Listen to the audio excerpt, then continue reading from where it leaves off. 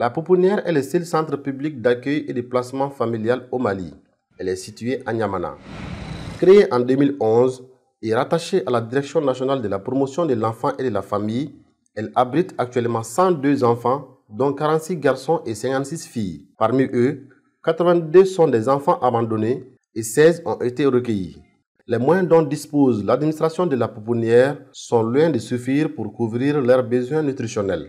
En termes de nutrition, on a souvent la volonté, mais souvent les moyens nous manquent. La semaine passée, on avait du mal à avoir 6 cartons de Cerelac ici. Ce que l'État prévoit, c'est largement insuffisant. Le nutritionniste du centre met en place différentes stratégies pour éviter la malnutrition. En défaut de l'absence du lait maternel, on a supplié leur alimentation de façon lactée par les substituts du lait maternel en donnant le lait infantile.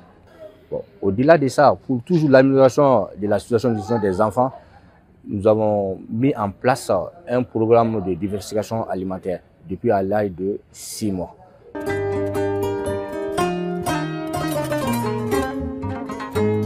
L'année dernière, le lait, l'État a prévu 56 cartons. Actuellement, nous utilisons 9 cartons et 4 boîtes. Quand vous multipliez 9 cartons par semaine, oui, l'État avait prévu 56 par semestre. Par semaine. Quand vous multipliez par 2, ça fait, je pense que ça fait 112. Donc, or, quand vous multipliez ce que nous consommons, c'est-à-dire que vous multipliez les 9 et 4 boîtes là, vous multipliez ça par 4. Il y a des mois qui font 5 lundis. Grâce au soutien de quelques personnes de bonne volonté, la Pouponnière parvient tant bien que mal à s'en sortir. Mais cela ne garantit pas une prise en charge nutritionnelle stable pour les enfants. C'est grâce aux personnes de bonne volonté que nous arrivons à joindre les deux. Parce que les appuis que les gens amènent, les dons que les gens viennent nous faire complètent souvent ces reliquats-là.